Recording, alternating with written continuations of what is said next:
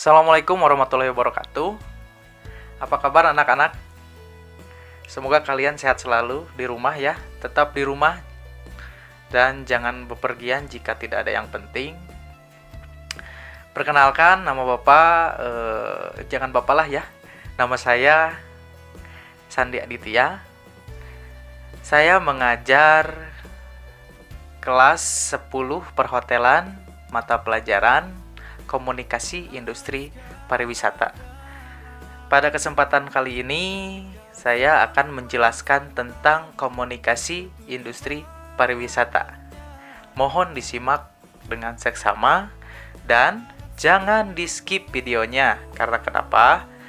Karena di akhir video akan ada pertanyaan yang harus kalian jawab, ya, berkenaan dengan materi yang akan saya berikan pada saat ini.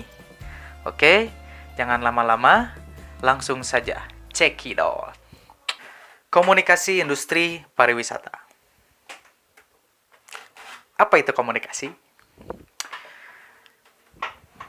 Ya, komunikasi adalah proses penyampaian pesan dari komunikator kepada komunikan untuk mencapai persepsi atau pengertian yang sama. Itu komunikasi. Komunikator itu apa? Komunikator itu si penyampai pesan, kalau komunikan itu si penerima pesan. Jadi antara komunikator dengan komunikan itu persepsinya harus sama, tujuannya juga akan sama. Jadi menghindari yang namanya miskomunikasi. Seperti itu ya.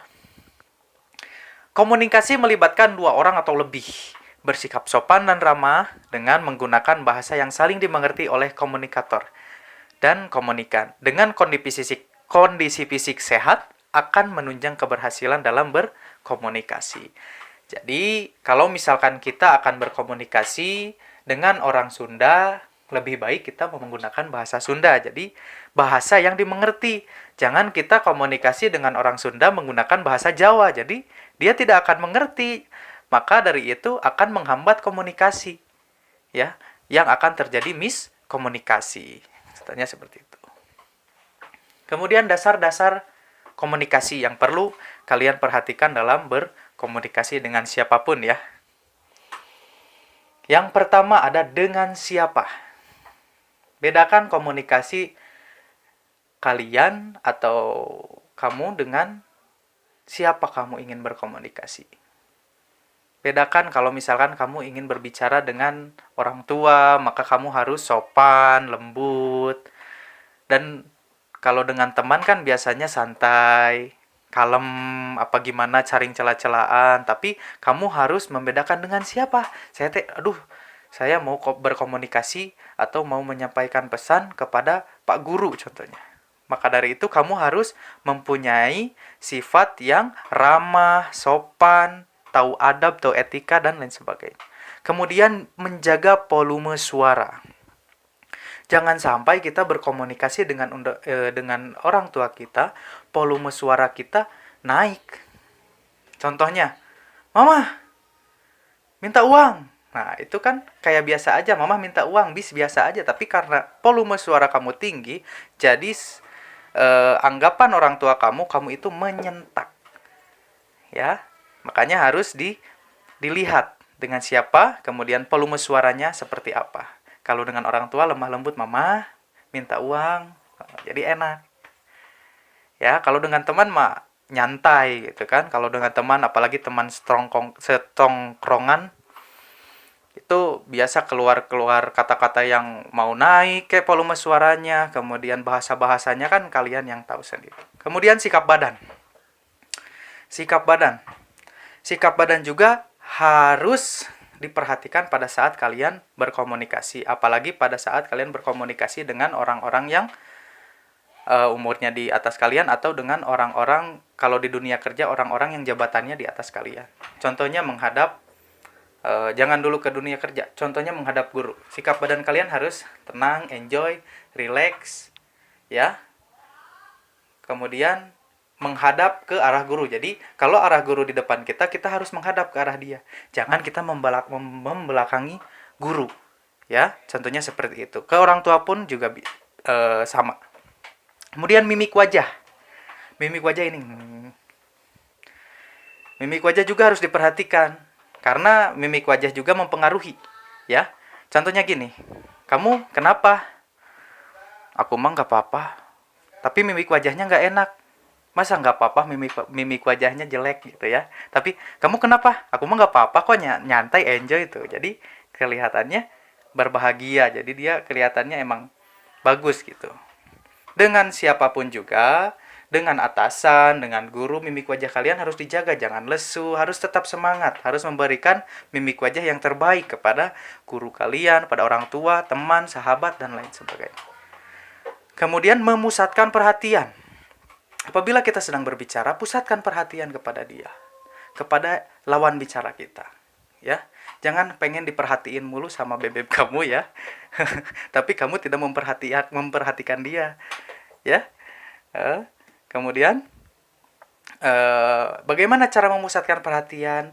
Bisa sesekali menatap mata lawan bicara. Contohnya, kalau dengan guru, pusatkan perhatian kamu, muka kamu, mata kamu, dan hati kamu kepada guru tersebut. Jadi dalam berkomunikasi enak, lancar, tidak ada hambatan sama sekali. Kemudian gerak badan. Gerak badan juga harus dijaga. Sama dengan sikap badan. Jangan membuat gerak badan yang merisihkan. Contohnya garuk-garuk dengan guru. Kamu dari mana? Kamu udah paham belum? Aduh bu, paham, tapi garuk-garuk itu menunjukkan kamu berarti belum paham dan lain sebagainya. Kemudian lihat orang banyak. Lihat kamu berbicara dengan siapa? Dengan satu orang atau dengan orang banyak.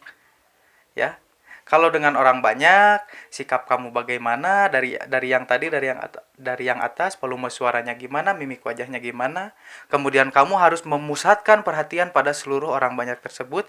Jadi jangan memperhatikan kepada orang banyak tersebut di tengah, tapi harus mobile gitu. Ke sana lihat, ke sini lihat gitu ya. Nah, ada unsur-unsur di dalam komunikasi. Ada 5 unsur. Yang pertama, komunikator. Komunikator itu orang yang memberi pesan. Siapa? Ya, orang yang memberi pesan. Kemudian pesannya apa? Kemudian kedua, pesan. Yang ketiga, media. Media yang digunakan apa? Mau langsung kah? Mau lewat surat kah? Media cetak kah? Atau dari WhatsApp kah? Dan lain sebagainya. Kemudian, komunikan. Komunikan itu orang yang diajak bicara atau si penerima pesan. Dan yang terakhir, efek atau feedback. Ya. Atau feedback. Jadi orang yang menerima pesan itu akan memberikan pesan lagi kepada kita. Feedback, umpan balik. Nah, itu kan. Semua unsur di atas dikenal dengan 5W, 1H. What, who, when, where, why, dan how. Lanjut. Nah, sekarang kita masuk ke teknik komunikasi. Ada beberapa teknik komunikasi. Yang pertama adalah teknik asosiasi. Penyajian pesan komunikan dengan cara menumpangkannya pada suatu objek atau peristiwa. Penyajian pesan komunikan dengan cara menumpangkannya pada suatu objek atau peristiwa yang menarik perhatian khalayak ramai. Oke. Kemudian teknik integrasi, kemampuan komunikator dengan menyatukan diri secara komunikatif dengan komunikan. Jadi menyatukan diri, Pak. Yang tadi yang apa? Yang ini. Dasar-dasar komunikasi harus diperhatikan. Di teknik integrasi ini. Kemudian teknik ganjaran, kegiatan untuk mempengaruhi orang lain dengan cara mengiming-imingi. Kegiatan untuk mempengaruhi orang lain dengan cara mengiming-imingi. Contohnya gini. Yuk, kita main ke Tangkuban Perahu. ah gak seru, ngapain kita ngobrol, wih seru loh, di sana ada kuda, ada ini, pokoknya seru banget. Nah itu kan mengiming-imingi, jadi kalian mengajak untuk teman kalian tersebut atau lawan bicara tersebut mengikuti kalian untuk ke satu tujuan. Kemudian teknik tataan. Upaya menyusun pesan komunikasi sedemikian rupa sehingga didengar atau dibaca serta termotivasi untuk melakukan sebagaimana disarankan oleh pesan tersebut. Jadi, kalian itu memotivasi. Intinya memotivasi orang yang kalian ajak bicara. Mau itu satu orang, mau itu banyak orang. Seperti kalau banyak orang itu kayak motivator lah. Ya. Contohnya, teman kalian gak mau sekolah. Kalian pakai teknik tataan tersebut. Yuk sekolah yuk. Kalian mau ngapa? Kalau nggak sekolah, kamu kalau nggak sekolah mau jadi apa? Gitu kan. Ayo, kamu bisa. Kamu pasti bisa. Jangan diam di rumah terus. Kamu pasti sukses kalau kamu sekolah. Nah itu membuat komunikasi yang baik dari teknik tataan kepada teman kamu. Kemudian ada teknik red herring. Seni seorang komunikator untuk meraih kemenangan dalam perdebatan dengan mengalahkan argumentasi yang lemah untuk kemudian mengalihkan sedikit demi sedikit ke aspek yang dikuasainya guna dijadikan senjata ampuh dalam menyerang lawan. Nah, ini adalah konsep dari berdebat. Kalau contohnya kayak debat-debat presiden, kayak di ILC, Indonesia Lawyers Club. Jadi sebelum berkomunikasi, kamu harus punya argumen atau pengetahuan untuk bisa mematahkan semua argumen-argumen dari lawan bicara kamu atau lawan debat kamu. Ini yang digunakan oleh ini yang disebut dengan teknik red herring. Nah, sekarang kita ke bentuk komunikasi. Bentuk komunikasi ada dua. Yang pertama adalah komunikasi verbal. Apa itu komunikasi verbal? Komunikasi verbal adalah salah satu bentuk komunikasi yang disampaikan kepada pihak lain melalui tulisan atau lisan. Contohnya membaca majalah, mempresentasikan makalah, dan lain-lain. Dalam komunikasi verbal dan ada dua pola, yaitu berbicara dan menulis, dan mendengarkan dan membaca. Jadi ini orang-orang yang berkomunikasi secara normal. Contohnya, kalian menyampaikan pesan dengan cara berbicara, dengan cara menulis di media cetak, contohnya majalah dan lain sebagainya. Kemudian kalian mendapatkan informasi juga dengan cara mendengarkan dan membaca, seperti itu. Nah, ini komunikasi non verbal. Komunikasi verbal ini, non verbal ini adalah bahasa isyarat, ekspresi wajah, sandi, gerak tubuh, simbol, warna, dan intonasi suara. Bahasa isyarat kita tahu yang tidak bisa bicara memakai bahasa isyarat dan lain sebagainya. Atau kita pun juga suka memakai bahasa isyarat ya. Contohnya dadah itu kan selamat tinggal. Kemudian ekspresi wajah, kalau kita gini berarti lagi sedih, kalau kita gini berarti lagi bahagia. Sandi itu merupakan simbol kayak kode ya, password kayak ada sandi Morse dan lain sebagainya. Itu biasanya digunakan di pramuka. Itu ada, kalian pasti pernah menemukan gerak tubuh kalau lagi gini, berarti lagi ngantuk atau capek ya. Kemudian simbol-simbol biasanya kalian bisa lihat di jalan raya ya, kayak S dicoret, itu berarti apa ya. Kemudian warna, dari warna-warna kalian bisa tahu, oh kalau warna merah ini berkaitannya dengan darah, contohnya gitu ya. Warna biru dengan Persib, contohnya gitu ya. Kemudian intonasi suara. Intonasi suara seperti tadi. Intonasi suara itu volume suara. Keras, pelannya, suara yang kita timbulkan. Oke. Tujuan komunikasi nonverbal menyediakan dan memberikan informasi, mengatur alur suatu percakapan, mengekspresikan emosi, memberi sifat dan melengkapi, menentang atau mengembangkan pesan-pesan verbal, mengendalikan atau mempengaruhi orang lain. Kemudian ini adalah keterampilan dasar dalam berkomunikasi ya. yaitu biasanya yang dimiliki oleh setiap orang itu pertama menulis 99%, mendengarkan 45%, membaca 16%, berbicara 30%. Aktivitas komunikasi adalah aktivitas rutin serta otomatis dilakukan sehingga kita tidak pernah mempelajari secara khusus, seperti bagaimana menulis ataupun membaca secara cepat dan efektif ataupun berbicara secara efektif serta menjadi pendengar yang baik. Jadi komunikasi biasanya kita tidak mempelajarinya secara khusus karena setiap hari kita berkomunikasi, berinteraksi, ya. Bagaimana kita menulis kita sudah bisa tidak mempelajarinya lagi. Bagaimana kita berbicara kita sudah bisa. Bagaimana kita mendengarkan kita sudah bisa. Namun pada kesempatan ini kita mempelajari tentang bagaimana sih komunikasi yang baik dengan lawan bicara. Nah, ada yang namanya penghambat komunikasi. Penghambat komunikasi di sini ada beberapa poin. Yang pertama, kurangnya kecakapan. Ya, kurangnya kecakapan. Jadi, kurangnya kecakapan ini kurangnya kecakapan kita berbicara. Mungkin karena kita malu, ya. Mungkin karena kita tidak pede dengan diri kita, makanya menghambat setiap komunikasi yang mau kita sampaikan kepada komunikan. Kemudian sikap yang kurang tepat. Ini akan menjadi penghambat komunikasi. Sikap yang kurang tepat bagaimana? Contohnya gini, kalian ingin menanyakan sesuatu kepada guru kalian demi nilai kalian, tapi sikap kalian tidak sopan. Contohnya, "Bu, nilai saya berapa, Bu?" Kayak yang nantang gitu ya. Nah, itu akan menghambat komunikasi. Bukannya dikasih nilai sama guru, malahan kalian akan mengurangi nilai dari guru. Contohnya seperti itu.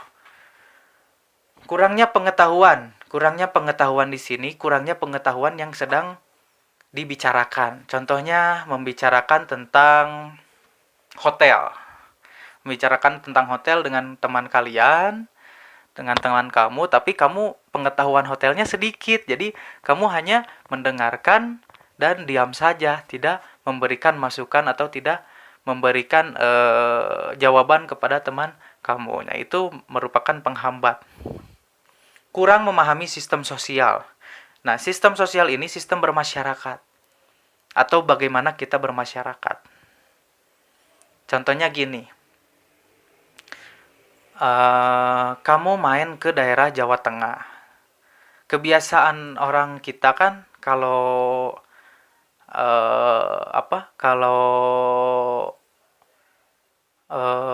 punten atau permisi itu membungkukkan tangan dengan menaruh tangan di bawah dan membungkukkan. Tapi kebiasaan orang sana contohnya beda. Nah, itu akan mengakibatkan kesalahan persepsi, kesalahan komunikasi. Contoh yang lebih realnya juga di India, kalau kalau enak itu suka gini. Nah, ya. Oh iya. Tapi di kita gini itu nggak mau. Nah, itu yang menghambat komunikasi. Ada orang India datang ke sini, contohnya. Kamu mau nasi uduk sama kata yang nanya orang Indonesia. Tapi kata orang Indonesia, itu teh tandanya iya. Oh, ya udah kalau nggak mau mah saya ambil lagi. Oh, kenapa diambil lagi? Kan saya mau. Tapi kamu geleng-geleng kepala. Nah, contohnya seperti itu. Ya, itu yang menghambat komunikasi. Kemudian kesalahan bahasa. Bahasa sangat penting. Kalau bahasa kita beda dengan orang yang berkomunikasi, itu akan sangat menghambat komunikasi kita dengan lawan bicara kita. Contohnya, kita main ke daerah Jawa Tengah. Kita nanya kepada salah satu orang di sana, kepada orang lokal. Dia tidak bisa berbahasa Indonesia, tidak bisa berbahasa Indonesia, dan kita bingung mau nanyanya seperti apa. Contohnya gini, "Ibu, saya mau tanya jalan ke Cilacap kemana ya?" Si ibu itu malah bingung karena dia tidak mengerti apa yang kamu ucapkan. sebisanya kamu harus menggunakan bahasa Jawa tersebut atau bahasa lokalnya. Nah, kalau bahasa lokal kamu pakai berarti nanti si ibu itu akan mengerti dan akan menunjukkan jalan yang kamu mau. Jadi bahasa ini harus sangat penting dalam berkomunikasi. Kemudian jarak fisik. Jarak fisik. Kalau sekarang sudah tidak terlalu ya kalau jarak fisik. Kalau dulu iya, kalau sekarang kan masih ada media gitu ya, kayak WhatsApp dan segala macamnya. Teknologi sudah berkembang. Nah, kemudian informasi yang disampaikan hendaknya memenuhi 7 syarat atau dikenal dengan 7C, yaitu competence atau lengkap, competence. Kemudian consistence atau singkat, consideration, pertimbangan, concrete, kemudian clarity, kejelasan, courtesy, kesopanan, dan correctness, ketelitian. Jadi informasi yang harus dikala kalian ingin memberikan informasi kepada publik atau kepada teman kalian harus memperhatikan 7C ini. Informasinya harus lengkap, jangan bertele-tele, butuh pertimbangan, harus dipertimbangkan dulu apa yang kalian mau sampaikan itu. Jangan sampai menyakiti orang tersebut. Kemudian konkret, tidak bertele-tele ya, langsung ke tujuan. Kemudian jelas, dengan kesopanan dan ketelitian. Ya, itulah penjelasan dari materi komunikasi di pertemuan pertama. Kemudian Bapak akan memberikan pertanyaan dan jawaban kalian nanti.